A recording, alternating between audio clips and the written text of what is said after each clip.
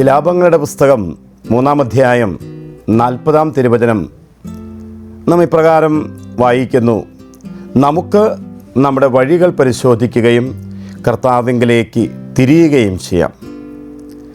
അനുഗ്രഹീതമായ നോമ്പ് കാലഘട്ടത്തിൻ്റെ ദിനങ്ങളിലൂടെയാണ് നാം സഞ്ചരിക്കുക.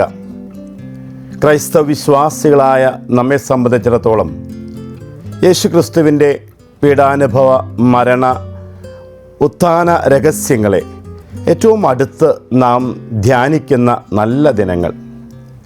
സഭാപിതാവായ വിശുദ്ധ ക്രിസോസ്റ്റോമിൻ്റെ വാക്കുകളിൽ പറയുകയാണെങ്കിൽ, ഈ മാനസാന്തരത്തിൻ്റെയും ജീവിത നവീകരണത്തിൻ്റെയും ഒരു ഗർഭകാലഘട്ടം തന്നെയാണ് ഓരോ നോമ്പ് കാലഘട്ടവും. വിശുദ്ധ അഗസ്തീനോസാണ് പറഞ്ഞു വയ്ക്കുക, സ്നേഹത്തോടെ ദൈവത്തെ നോക്കുന്നവരെ ദൈവം ഇഷ്ടത്തോടെ ചേർത്ത് വയ്ക്കുന്ന അനുഭവമാണ് നോമ്പ്. അങ്ങനെയാണെങ്കിൽ ഈ നോമ്പിൻ്റെ ദിനങ്ങൾ സ്നേഹത്തോടെ ദൈവത്തിലേക്ക് നോക്കാൻ, ദൈവത്തോടൊപ്പമായിരിക്കാൻ, ഉപവസിക്കാൻ, ചാരയായിരിക്കാൻ ദൈവം നമ്മെ ക്ഷണിക്കുന്ന നല്ല ദിനങ്ങൾ. ഈ നല്ല ദിനങ്ങളിൽ ഇന്നത്തെ ഒരു ചിന്തയിലേക്ക് നിങ്ങളെ നയിക്കാൻ ഞാൻ ആഗ്രഹിക്കുക. ഈ കഴിഞ്ഞയിടെ നമ്മളൊരു വാർത്താ മാധ്യമത്തിൽ ഒരു ലേഖനം പ്രത്യക്ഷപ്പെടുകയുണ്ടായി. അത് വെറുതെ ഇങ്ങനെ ജീവിച്ചാൽ മതിയോ? അതായിരുന്നു ആ ലേഖനത്തിൻ്റെ തലക്കെട്ട്. വെറുതെ ഇങ്ങനെ ജീവിച്ചാൽ മതിയോ? മോറൽ അംബീഷൻ എന്ന് പറയുന്ന ബെർഗ്മാൻ്റെ ഒരു പുസ്തകത്തെ അധികരിച്ചുകൊണ്ടാണ് ആ ലേഖനം. അദ്ദേഹം ലേഖനകർത്താവ് പങ്കുവയ്ക്കാൻ ആഗ്രഹിക്കുന്നത്, മനുഷ്യരുടെ ജീവിതത്തിൽ അവരെ നയിക്കുന്ന ചാലക ശക്തി എന്തെങ്കിലും അവർക്കുണ്ടാകണം.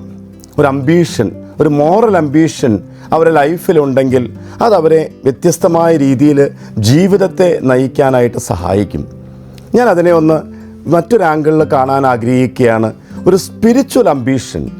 നമുക്കും നമ്മുടെ ജീവിതത്തിൽ ഒരു സ്പിരിച്വൽ അംബീഷൻ വേണം. ഞാൻ ഈ ഭൂമിയിലായിരിക്കുന്നത് എന്തിനു വേണ്ടിയിട്ടാണ്?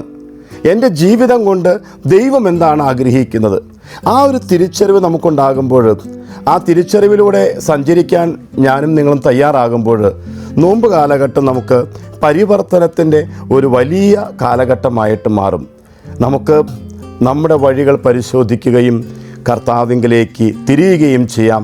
ആ ഒരു തിരിച്ചു നടത്തത്തിന്, ആ ഒരു യൂ ടേണിലേക്ക് നമ്മെ ക്ഷണിക്കുന്ന നല്ല ദിനമായി ഈ നോമ്പ് ദിനം മാറട്ടെ എന്ന് സ്നേഹപൂർവ്വം ആശംസിക്കുന്നു. ഓർക്കുക, ഒരു സ്പിരിച്വൽ അംബീഷൻ.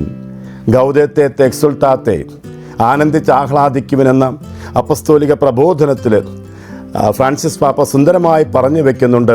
ഒരു ക്രിസ്ത്യാനിയുടെ ജീവിതത്തിലെ ഏറ്റവും വലിയ ദുരന്തം എന്ന് പറയുന്നത് ഒരു വിശുദ്ധനോ വിശുദ്ധയോ ആകാൻ കഴിയാതിരിക്കുക എന്നുള്ളതാണ്. അങ്ങനെ ഒരു ദുരന്തത്തിലേക്ക് പോകാതെ വിശുദ്ധമായ ജീവിതത്തിലേക്ക് നയിക്കാൻ നമ്മെ പ്രചോദിപ്പിക്കുന്ന നോമ്പ് കാലഘട്ടത്തിൻ്റെ ആശംസകൾ പ്രാർത്ഥനാപൂർവ്വം നേരുന്നു.